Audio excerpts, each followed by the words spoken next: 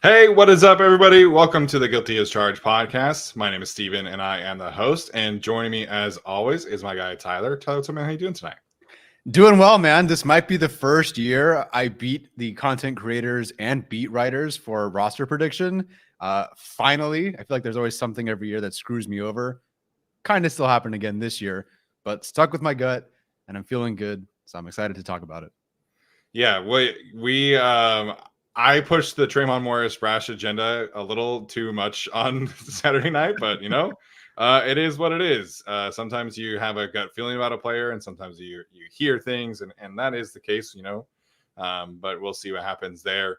The Nick Niemann thing obviously threw us for a wrench. Otherwise, I feel like we probably had a really good chance at 53 for 53, but yeah, it's neither here nor there.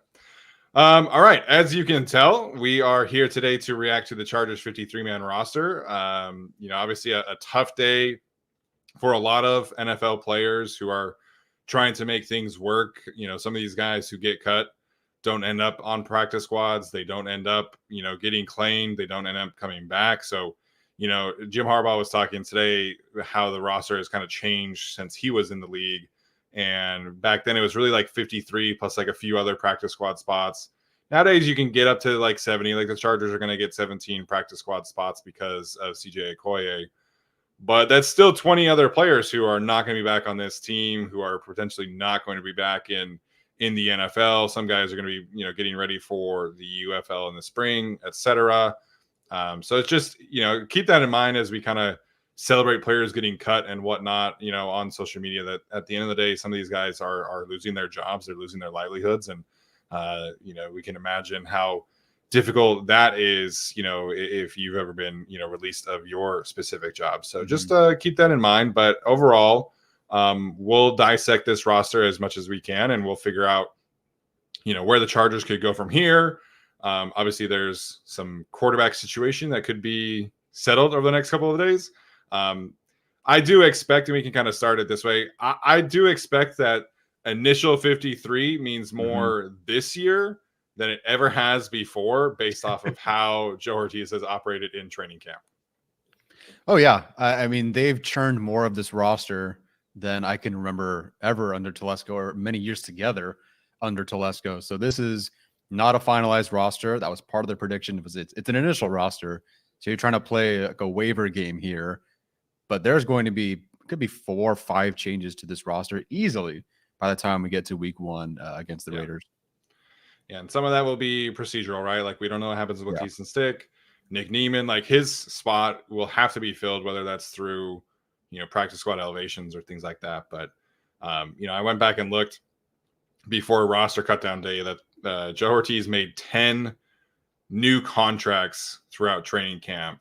And the record that Tom Telesco ever did was 5. So like literally double Telesco's. Wow. Like most active summer, Telesco did 5, and Joe Ortiz in his first Chargers training camp did double that.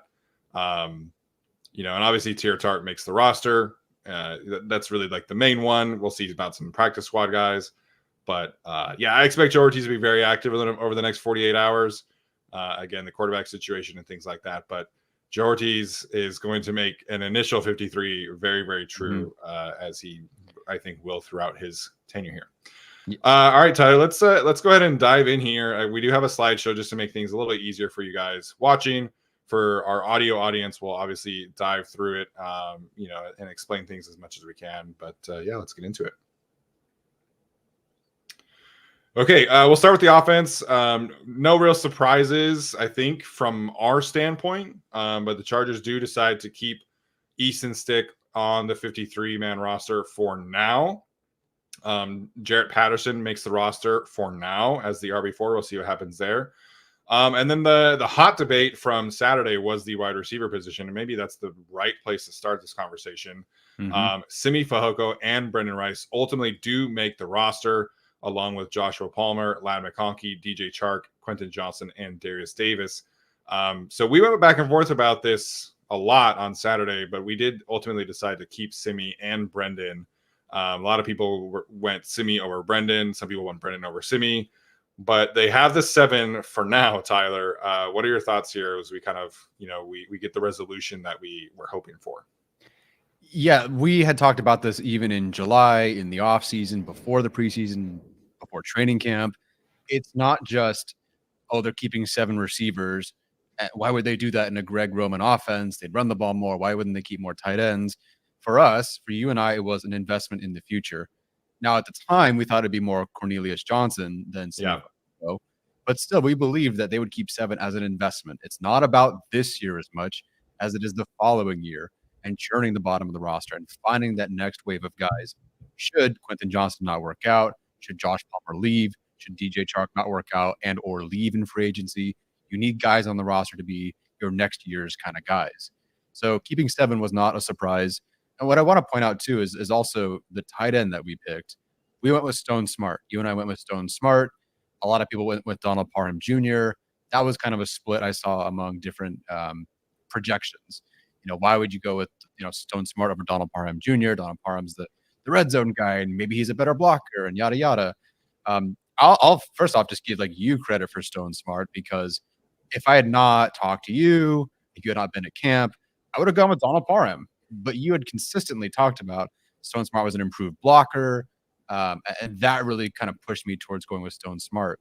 But what I really want to focus in on here is Stone Smartt and Simi Fehoko. Look, obviously it's Joe Ortiz and Jim Harbaugh's roster, but someone who is very much so involved with this team previously, and now I think even clearly now, is Ryan Ficken. Mm-hmm. And plays special teams. Ryan Ficken's going to want you, and you get to make the roster. You get to be active on game day. You're making the roster. You are more valuable. Donald Parham Jr., as we pointed out, and you pointed out again on Saturday, Donald Parham has not played a single special team snap. Simi Fehoko can play special teams, has played special teams, and that mattered here. And I think people weren't talking about that. It was more just like, he's better than this guy on offense or defense or whatever. You got to focus on special teams too, because Ryan Ficken gets his guys, and you don't keep Ryan Ficken around as your only holdover coach really from last year and just take away all his power. So it was I think it was vital that we focused on that, and that's why we went 25 for 25 on offense. Yeah, well, when you say it like that, it sounds pretty damn cool. I'll touch back on the wide receiver conversation for a second here, but I completely agreed with you, just with the assessment of the need for development. And, I don't know if Simi Fehoko necessarily has like a ton of legitimate like wide receiver, upside.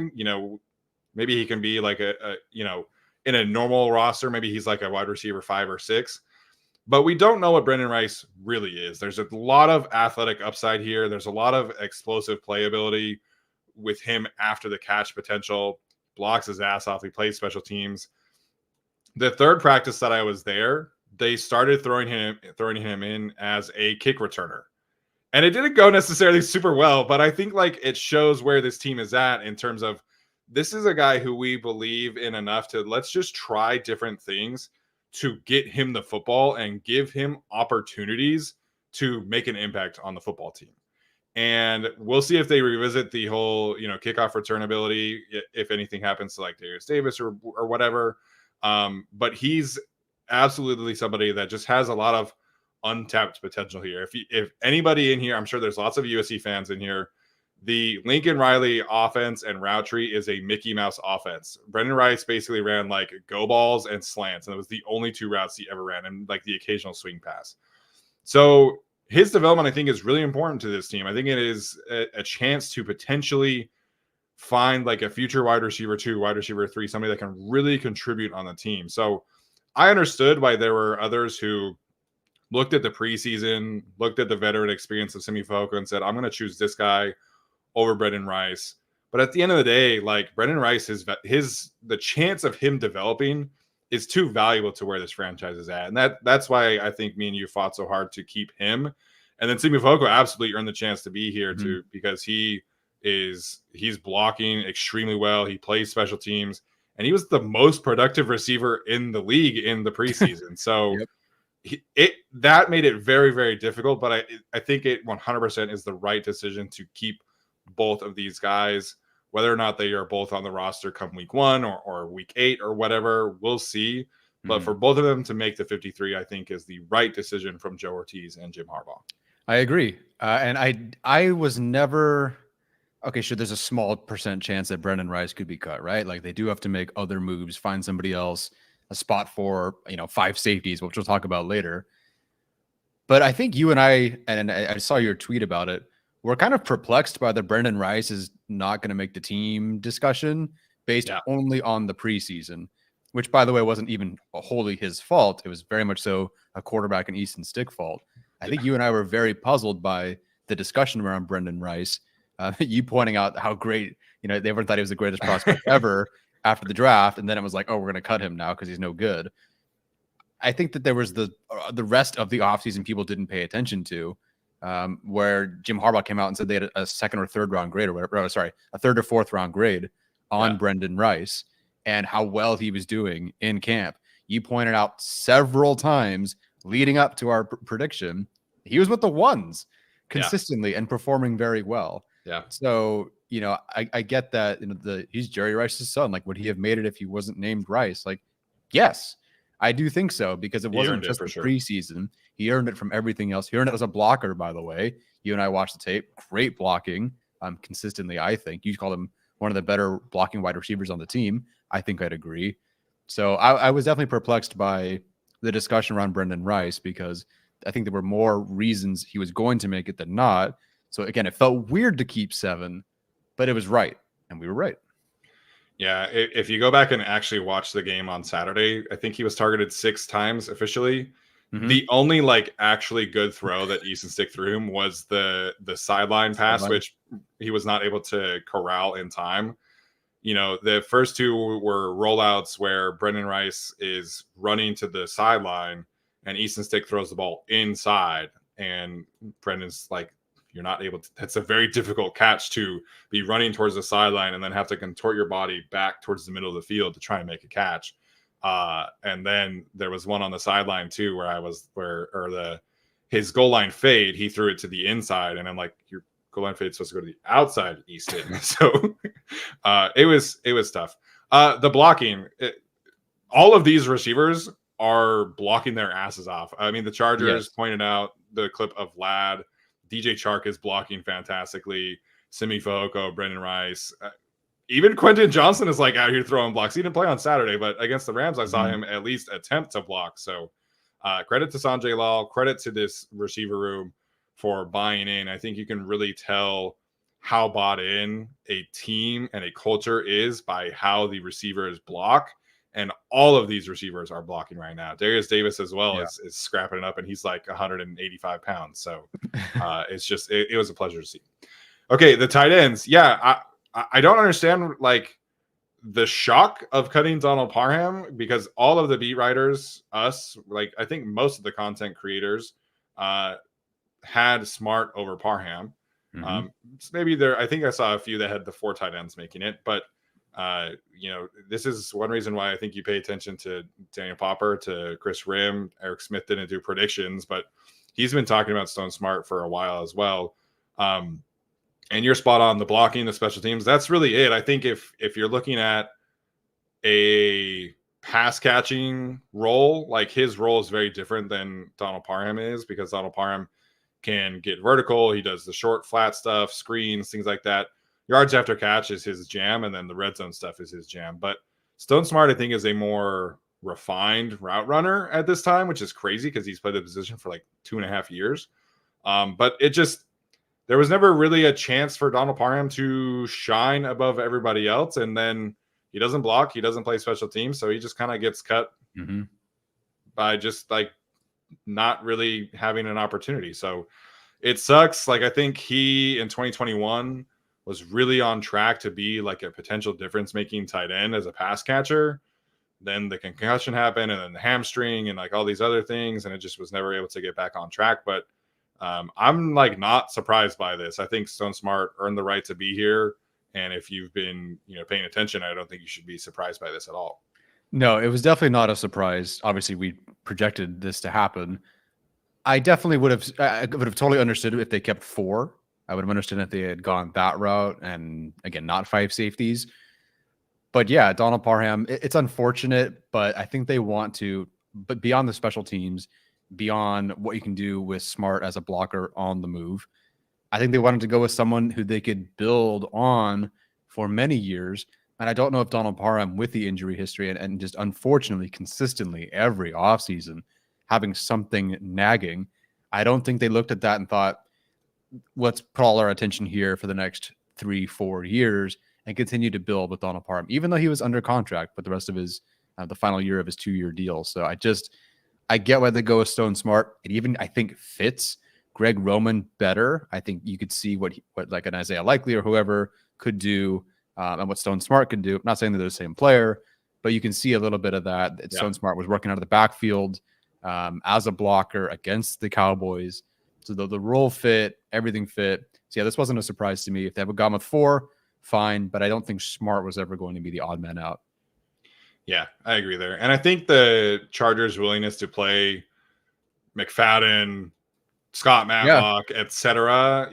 They played 7 offensive linemen like 8 times on Saturday, which was hilarious to see Willis Patrick go out and line up as a tight end. It was just fantastic. Mm-hmm. So I think that just kind of negates the need for 4 tight ends, and they can kind of figure it out in other ways. So we'll see what happens there. Offensive line wise, again, no real surprises here. The Foster Sorrell, Alex Leatherwood position battle was wrapped up I think 2 weeks ago, Week 3 1, weeks ago. Yeah. The disappointing thing there is honestly not even that that was a competition. Tyler McClellan was disgustingly good against the Cowboys last weekend. And I actually got a follow from Duke Manyweather out of me tweeting about Tyler McClellan. Go figure. So, just was messaging some other people in the offensive line community. And there were apparently a lot of fans of Tyler McClellan's, once he went undrafted. Apparently he had several options and he chose to sign with the Chargers in part because of Jim Harbaugh and Greg Roman and their reputation for developing offensive linemen. So it's a real bummer that we didn't get to see more of him. I thought he was very clearly a much better player than Alex Leatherwood was this summer.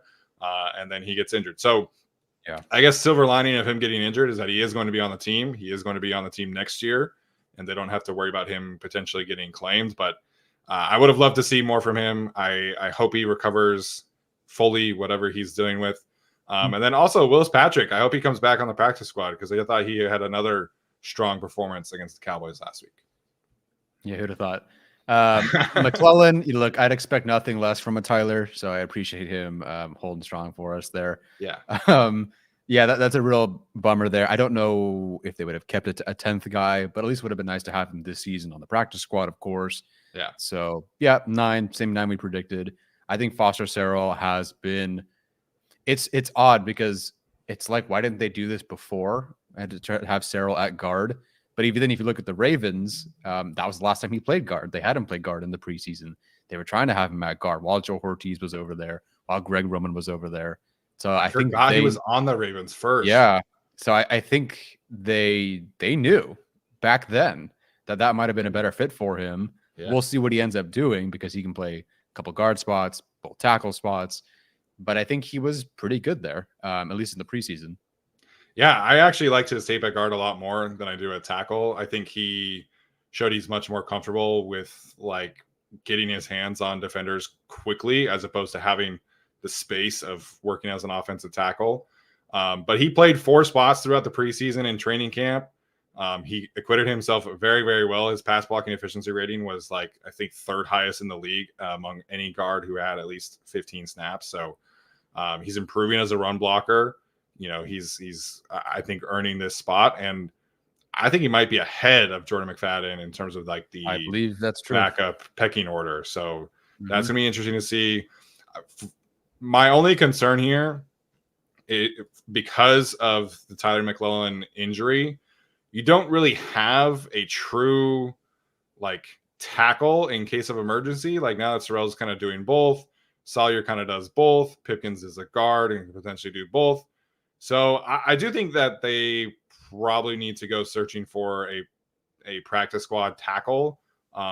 It's a very minor thing, but it is something that ultimately matters. I mean, we've seen Zach Bailey, et cetera, have to get called up and play. So that is something to be I think keep an eye on is how they go find a true like practice squad tackle now. Yeah, I agree. I definitely think it would be nice to have a tackle, maybe emergency guard, but more so tackle there. Again, McClellan would have been that guy, but it's a bummer. Yeah. So Jamari Sawyer back in practice. I think he practiced fully today. We didn't get a full read on that, but sounds like he should be ready for week 1 for those wondering. Okay, quarterback conversation. I don't want to pile on too much about Easton Stick, but I did not watch the 2019 All-22 from his rookie season. I watched the full All-22 yesterday. I think Easton Stick's 2 worst games that I've ever watched were week 1 against Seattle and this past week against Dallas. It was not pretty. I fully expect them to go seek out an upgrade over the QB2 situation.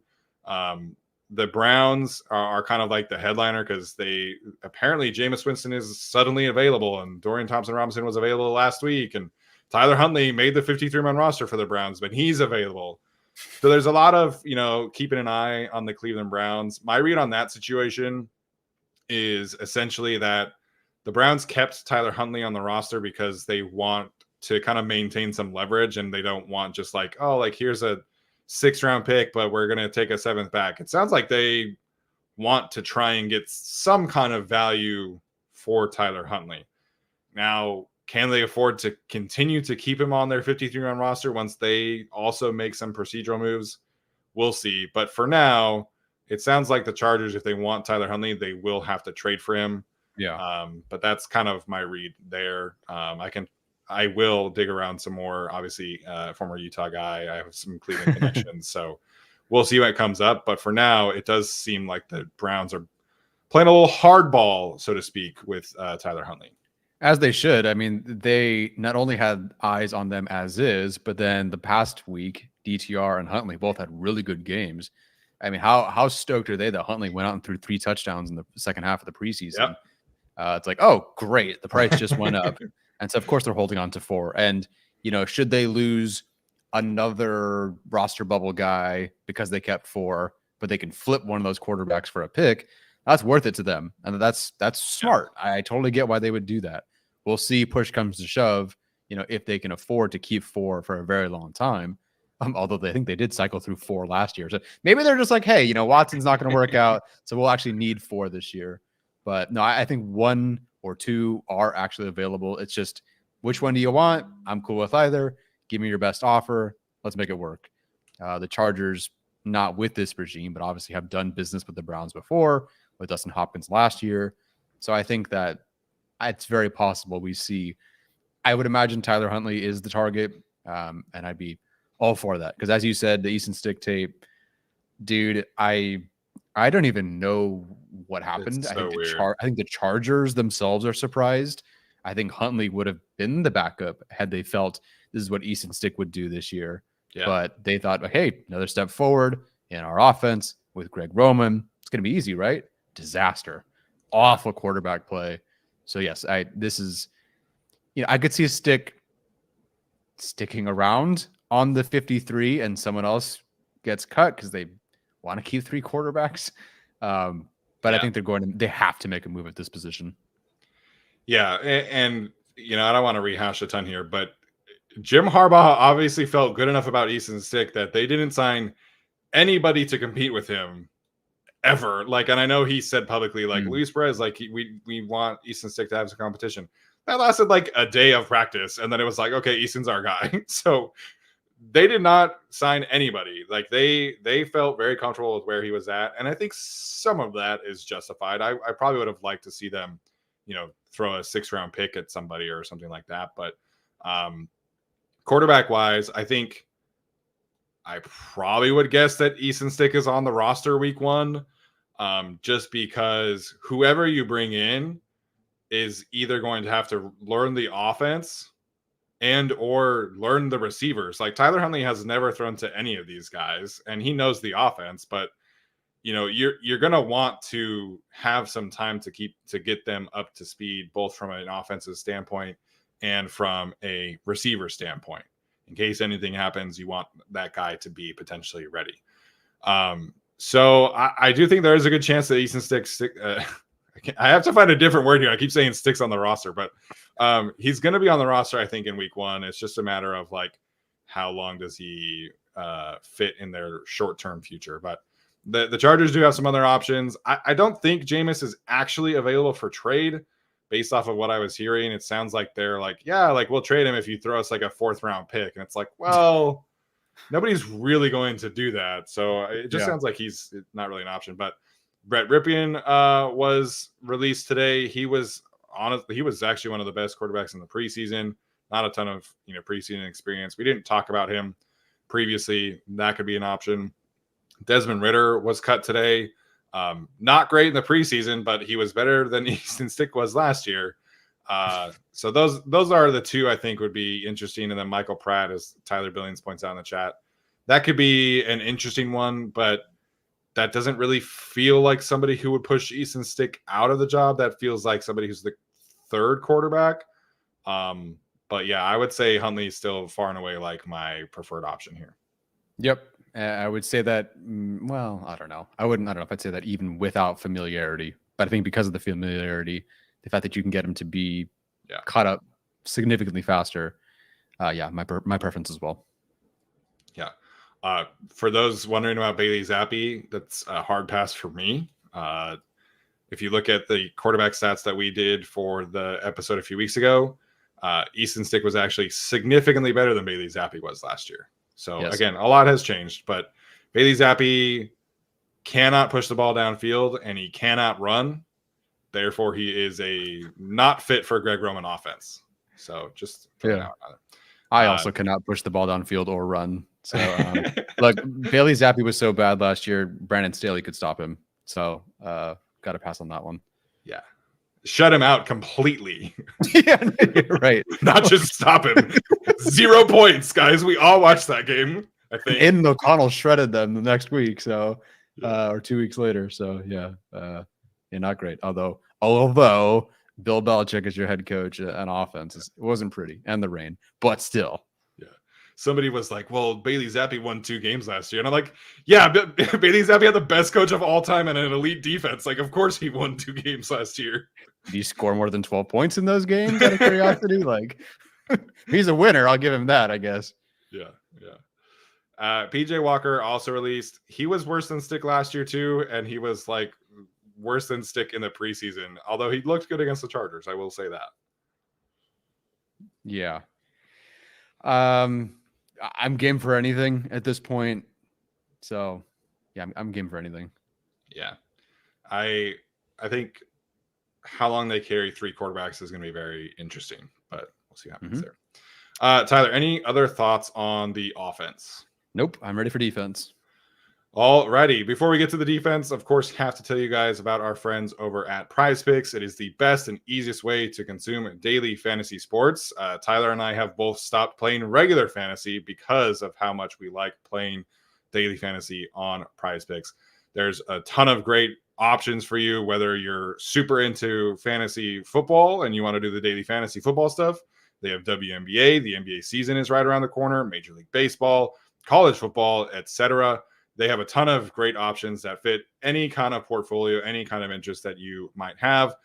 They're introducing, I should say, a few new options for the start of the NFL season, including a special for Caleb Williams passing yards.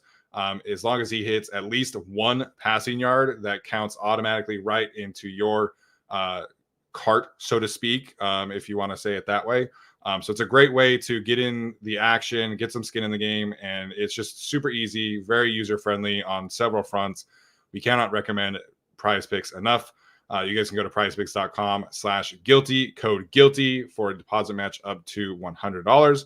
Again, that is prizepicks.com/guilty, code guilty. Okay, let's get to the defense, which I think there were some more interesting names here. I fought tooth and nail for Tremont Morris-Brash. Unfortunately, the Chargers decided not to keep him around, at least for now. So in terms of the edge rushers, it's the big 4. Obviously, Joey Bosa, Khalil Mack, Tui Pelotu, and Bud Dupree. The interior defensive linemen, you have the 6 that everybody had. Morgan Fox, Poona Ford, Scott Matlock, Otito Ogbonia, Justin Boygby, and Tyre Tart. Linebacker-wise, we did not know about Nick Niemann's injury and how severe it was, so I guess shame on us, but he is going on injured reserve, designated to return. Daniel Popper says he has a hamstring injury, and so he'll have to miss the first 4 weeks of the season. As a result, the Chargers keep just the 4 inside linebackers: Denzel Perryman, Darren Henley, Troy Dye, and Junior Colson. Cornerback-wise, no real surprises there. The 6 that you see on the screen, obviously, are Asante Samuel Jr., Christian Fulton, Jasir Taylor, the 3 starters, Dean Leonard, Cam Hart, and Tarheeb Still. Safety, we thought, was a very interesting conversation. Thomas Harper released. He was a contender right up until the very end, until Tony Jefferson decided to have the best preseason game in Chargers franchise history. So he makes it along with JT Woods for now. We still have JT Woods listed as a safety, but he has been playing a bit more at corner. So you can fit him in as a defensive back, if you will. So the Chargers have 11 defensive backs. So Tyler, where do you want to start with the defensive roster? Let's start with the edge rusher group and Tremont Morris-Brash, which I think was the tiebreaker or the kind of the bracket buster for a lot of people.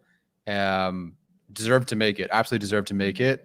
And to be honest, if you had told me Chris Rumph was going on season-ending IR, I would have had Morris-Brash making the initial 53.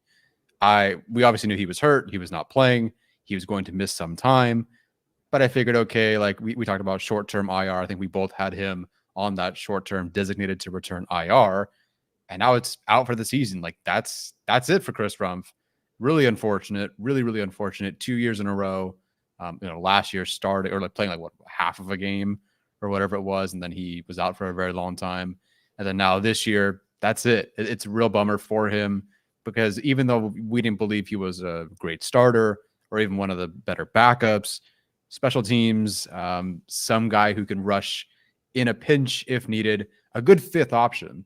And we had talked about there being a 5th spot open, but I think once Chris Rumph got hurt, that was no longer a possibility. So real bummer there. Morris-Brash is loved by them. He's going to make the practice squad for sure. As long as he clears waivers, that is. And I think he will. So I thought they'd only keep 4 in my final prediction. They kept 4. But again, if I had known Chris Rumph was going on season-ending IR, I would have kept Morris-Brash. So I don't think this is permanent. I think they get to 5 edge rushers before we get to week 1.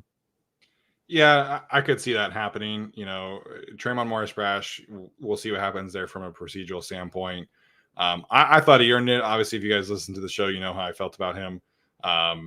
But if you look at like the pressure numbers, it was good. It wasn't like amazing as it felt, but I think there's enough there to keep him around. So we'll see what happens there. Linebacker wise, I do expect Shane Lee to come back to this practice squad. Namara Bowman apparently really, really likes Shane Lee. I thought he acquitted himself very, very well throughout the preseason. You obviously also talked today about Jeremiah Jean-Baptiste had a great game against the Cowboys. So again, man, this this linebacker ecosystem is just fantastic. So I do think we'll see Shane Lee at least be elevated from the practice squad, if not maybe signed to the active roster until Nick Niemann comes back. But I think the Chargers feel good about him, and I think he feels good about the Chargers. So assuming he clears waivers, I would expect to see Shane Lee play early for the Chargers. I agree there. I'm even kind of surprised. So I mentioned that if we had known Nick Niemann was going on short-term IR, I would have added Jefferson. I don't know, man. I think might have also just had Shane Lee on here because after watching him, he's been shouted out several times. Obviously, the great story. So I might have had Shane Lee on here, and I'm almost surprised with that it's just these 4 that made it. These 4 linebackers that made it, because I really think that Lee deserved to be on here as well with the Morris-Brash, obviously both deserving. I don't know what to make of JT Woods, to be completely honest. Like I had him making it, but I still don't really know why. And I get the allure of his traits. That's always been the case for him. But even at corner, I'm like, all right, let's watch JT Woods at corner. And I watched him Charlie Brown a couple of tackles again. That's obviously not solved. Now it's maybe less of an issue as a corner because you're hoping to just cover the receiver, but it was not good. Yeah. The special teams is not great. I don't get.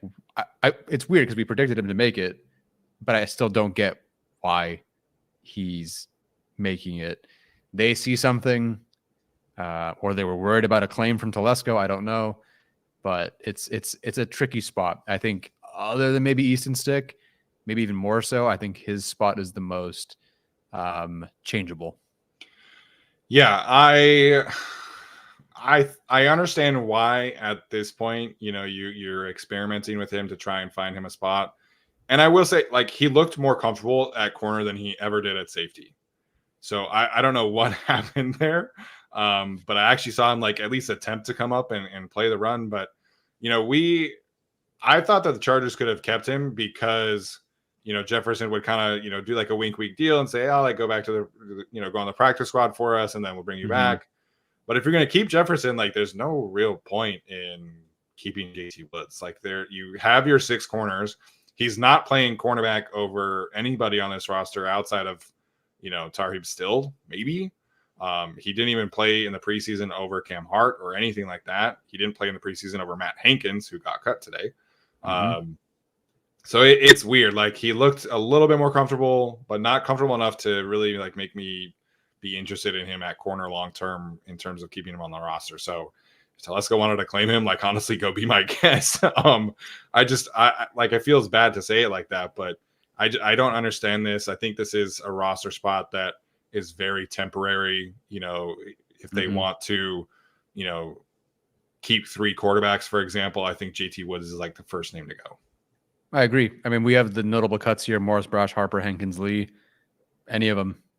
Should you need a new player, different special teamer, whatever, I really do think that any of those 4 guys could take his spot. And I'm curious how much of just playing the waiver game this was versus actually earning it, and whether he is ahead of Jefferson right now. Woods was ahead of Jefferson in camp, all of camp. Is that correct? I think he was ahead of him in terms of like the safety 4 conversation. And then when Derwin started dealing with his issue, they put Tony Jefferson out there in front of JT Woods. And that's when they put JT Woods at corner. So it was like, okay, Derwin's not playing. Thomas Harper was also injured at that point. And then you still move JT to corner. So I don't understand it. I think in terms of like the outside corners, he was very firmly like behind Asante, Christian, Dean, Cam, and Matt Hankins. And then at safety, he was very firmly behind the 4 on the screen. And I would say Thomas Harper. So it's like he's cornerback 6, outside cornerback 6. He's safety 6. Like, what are we doing here? Like, even if you just needed like a temporary spot, I don't get it. I don't think this is somebody who they should be worrying about claiming or anything like that. And I think you just got bait. But yeah, we'll see what happens. Other than that, though, other than the one spot, which is huge bummer for me, no surprises for me. But I really hope, especially the 4 names we have listed down here, I hope they make the practice squad. Yeah, 100%. We spent a lot more time talking about the offense because I think there was just some things to work through. But defensively, man, I think I feel more optimistic about this unit than I did previously. And I think you can't take a ton from preseason in terms of scheme. You can take some about player development. But one thing I always just consistently noticed was like how physical these guys are playing. And I think it shows up with the way that the safeties were just like running through running backs' faces in blitz situations, and the way these cornerbacks, all of them, even Asante when he played, would come up and just like really be into the scrums and tackle in space. I think this secondary is going to perform a little bit better than we would have expected. I'm not going to say that this is like an elite group by any means, but just the buy-in, the attitude, I think is really evident on tape with how physical they're playing, how aggressive they're playing.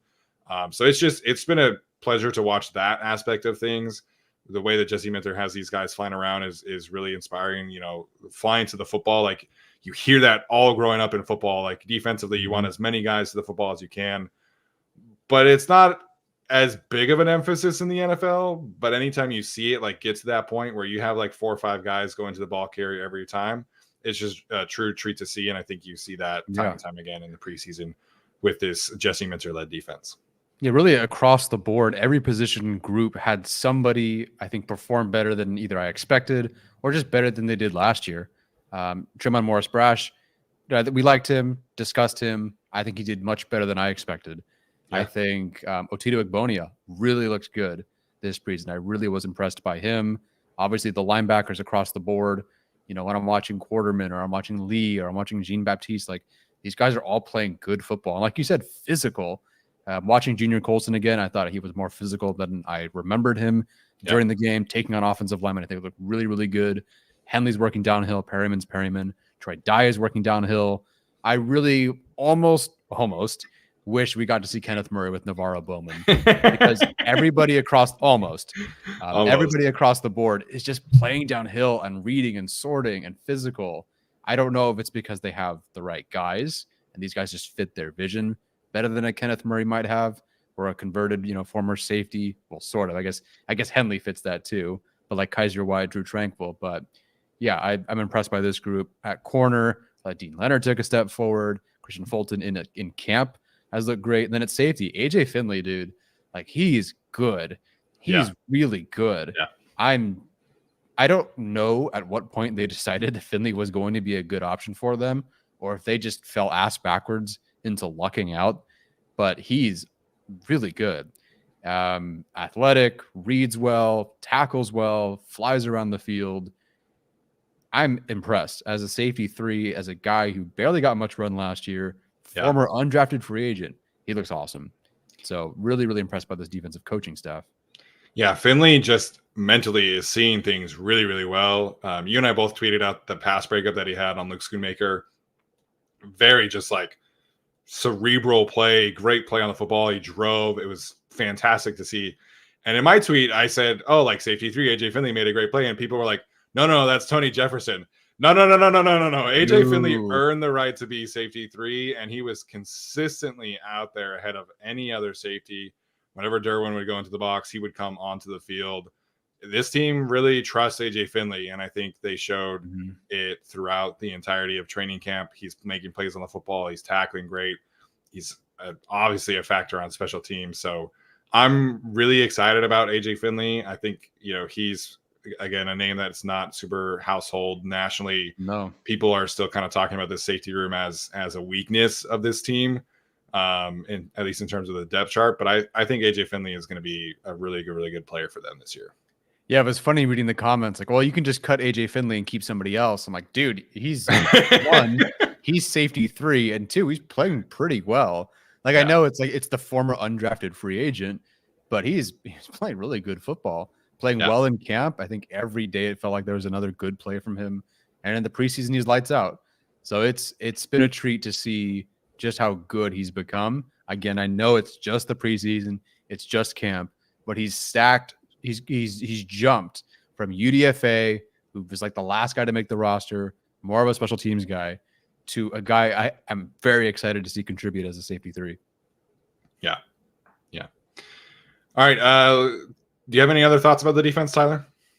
No. All right. Let's get to the practice squad here. We have some notable cuts on the bottom. So we'll talk about some of these guys, but the Chargers will be able to get to 17 practice squad spots because of the international program for CJ Okoye, who didn't really play a whole lot this preseason, unfortunately for him.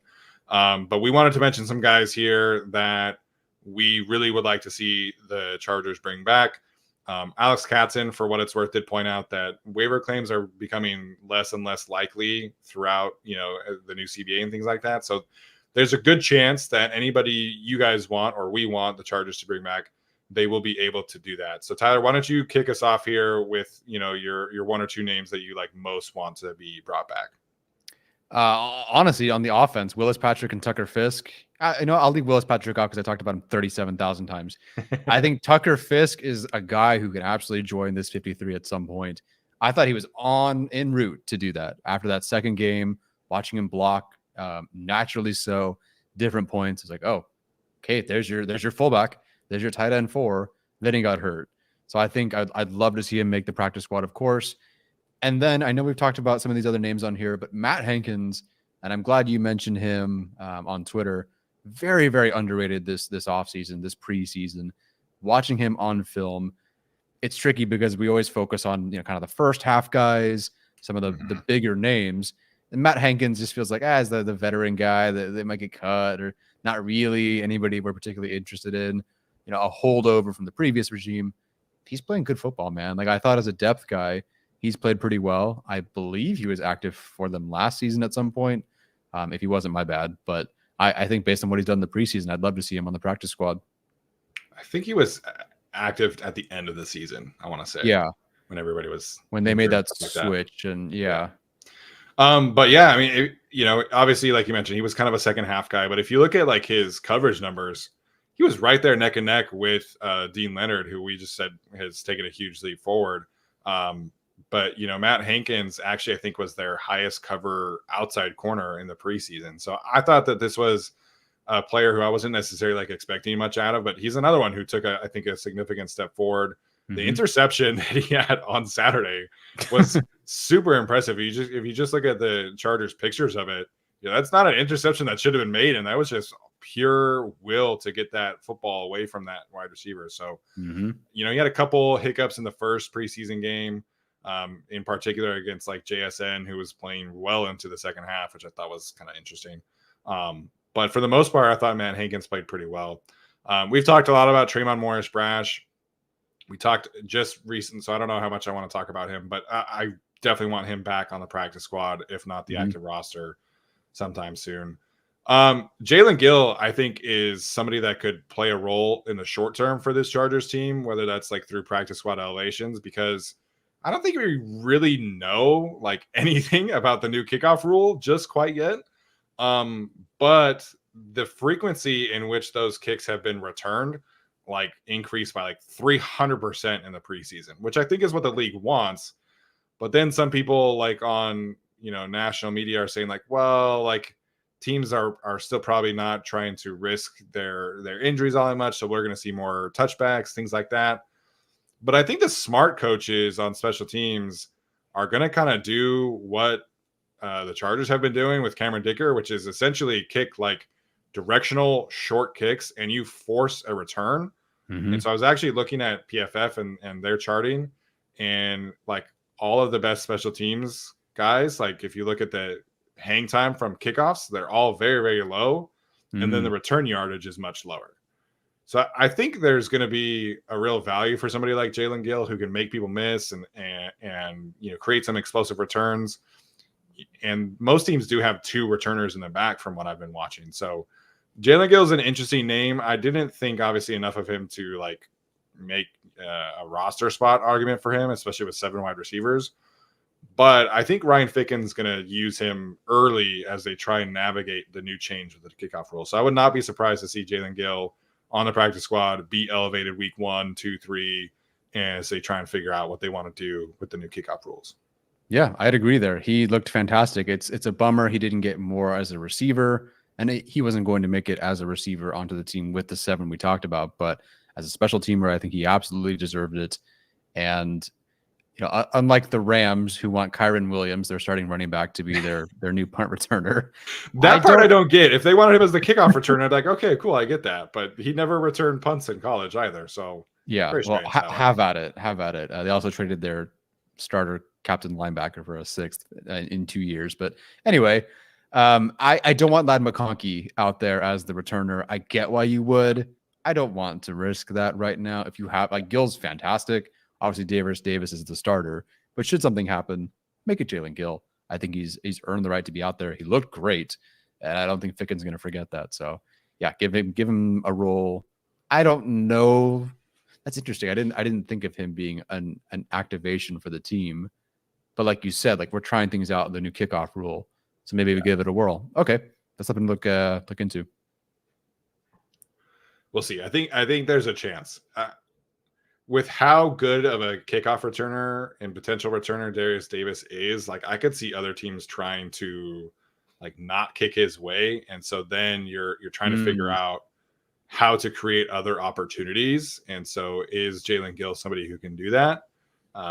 So he ended up averaging 30 yards per kickoff return this season. So There were a couple other returners, like Isaac Garendo had one kickoff return and he scored. So his yards per average is very, very high. But yeah, 30 yards per kickoff return, that's a legit weapon that you can use. I don't think Darius had any attempts in the preseason. Doesn't look like it. Okay. So I don't know, man. I just can see Ryan Ficken just like coming up with some creative ideas and using Jalen Gill to be that kind of guinea pig. It wouldn't shock me. Yeah. It is definitely not a Ladd McConkey's too soft issue. Go look at him. Go block the Rams. He likes fighting people. Like from college, he likes like scrapping with people. He totally does. It's not a mentality issue, that's for sure. The first game of Ladd McConkey that I watched was I think it might have been the conference championship against Alabama 2 years ago. Not this past season, but the one before. And he was going at it with the Alabama cornerbacks like the entire game. And I think he took Darren Arnold on like heavily in that one as a blocker. And then when they played again this year, you could tell that Kool-Aid McKinstry and Darren Arnold did not like Ladd McConkey very much at all. So Ladd's such like a quiet country boy in person, but on the football field, he's kind of a menace. And I love that about him.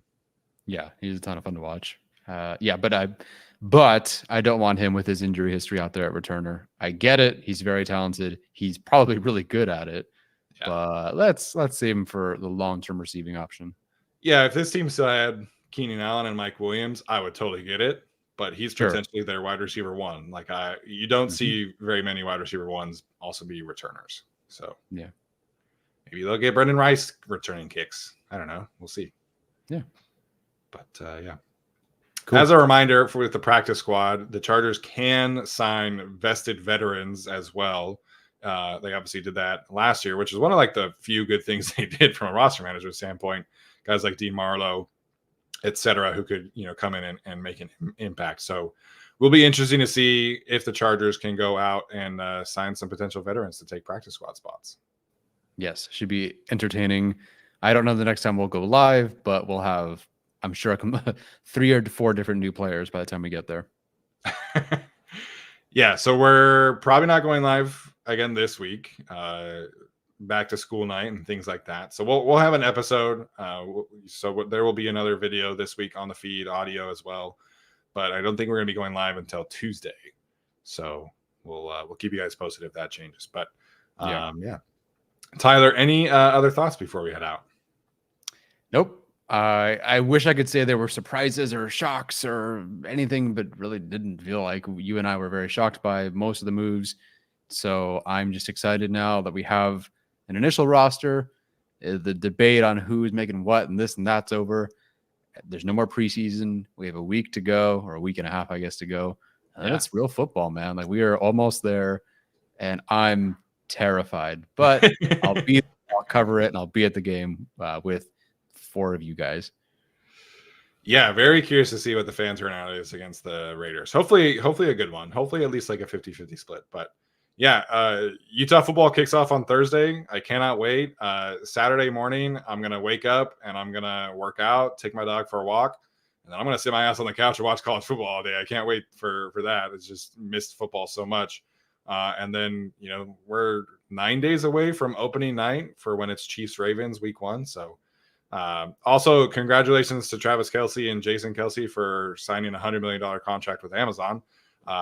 I wish they signed that contract a few months ago and convinced Travis to retire. That would have been fun. Yeah, we're next, by the way. I think that's contract. We're almost there. Almost there. I guess we'll see what happens. All right, guys, that's going to do it for us today. Appreciate all of you for tuning in. As always, make sure like, subscribe, comment. All that stuff does help continue to grow the show. Check out Prize Picks, as I say every single week. And that's going to do it for us today. This has been another episode of the Guilty as Charged podcast. We'll see you next time. As always, Bolt up.